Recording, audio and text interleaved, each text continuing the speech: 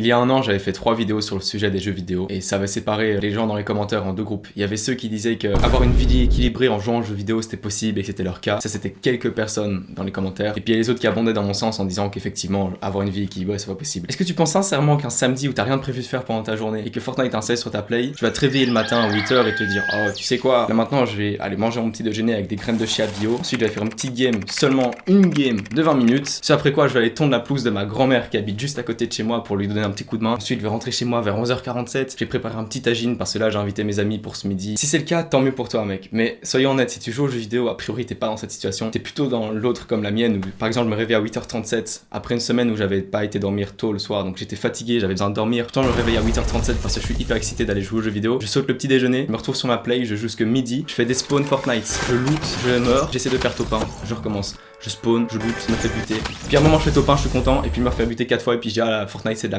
Je vais manger mon midi, il est midi 30 à peu près, ou voire 13h. Pendant ce temps-là, je vais regarder une vidéo de Squeezie, qui est l'imposteur, histoire de bien fumer mon cerveau, parce que j'ai la flemme de faire autre chose. Je retourne sur les jeux vidéo à 13h30, oh, je vois que mes potes sont en ligne sur un call Discord. Du coup, je les rejoins, je me retrouve à 19h, j'ai joué toute la journée. Là, c'est le moment où normalement, à cette heure-là, je me dis, ok, je suis satisfait de ma journée. Mais là, c'est pas le cas. Parce que ce que t'as fait toute la journée, c'est jouer aux jeux vidéo. Et tout ce que tu peux faire, c'est contempler ton échec de ta journée où t'as pas fait ce que tu voulais faire. Et là, sur cette journée gaspillée, tu te dis que demain c'est dimanche, a priori, tu vas plus ou moins faire la même chose. Ou peut-être que tu vas devoir étudier, mais tu vas avoir tout rattrapé en une journée. Et en plus, après avoir tryhard tout ton dimanche, le lendemain c'est lundi, t'es reparti pour une semaine où tu sais que tu vas faire des trucs jusqu'au moment où tu seras arrivé le soir de chaque journée pour jouer aux jeux vidéo ou au week-end pour jouer toute la journée. Il y a toujours une raison pour que je fasse une vidéo sur cette chaîne, sinon il n'y aurait pas de vidéo. Et voilà la raison pour laquelle je fais cette vidéo. En fait, j'ai trouvé la raison principale pour laquelle je jouais autant aux jeux vidéo qui ruinaient ma vie. Ce qui se passait, c'était que j'avais trouvé aucun sens, j'avais aucun objectif. Et pendant des années, voire même plus d'une décennie, parce que j'ai commencé à jouer aux jeux vidéo quand j'avais 5 ans, parce que mes grands frères avaient déjà une PlayStation 2, donc j'ai commencé tout jeune à jouer aux jeux vidéo. J'ai arrêté à mes 16 ans, maintenant j'en ai 19. Pendant ces 11 années, si j'ai joué autant, c'est parce qu'en fait, j'étais en train d'errer dans ma vie, à me demander pourquoi est-ce que je vis, est-ce que ça a du sens, et a priori non, ça a pas de sens. Mais grâce aux jeux vidéo qui sont capables d'absorber ta conscience pendant 12 heures par jour, bah je pouvais juste continuer à vivre en me disant tant pis, je vis, c'est comme ça. Et c'est parce que les jeux vidéo peuvent absorber ton âme pendant 12 heures par jour que tu peux continuer à vivre sans te poser la question de pourquoi est-ce que je vis. Alors que si t'avais pas cette fuite, tu te rendrais beaucoup plus rapidement compte à quel point c'est horrible de vivre une vie sans savoir pourquoi tu vis, quels sont tes objectifs et tes raisons de motivation. Personnellement, je fais partie de ceux qui pensent qu'on est sur un gros caillou dans l'espace, à la dérive, qui est juste soumis aux lois de la thermodynamique. Et j'ai toujours un profond respect pour les gens qui sont religieux et qui adhèrent à des croyances philosophiques liées à des livres saints. Limite, je trouve que c'est eux qui ont raison parce qu'au final, ils sont beaucoup plus sereins dans leur vie.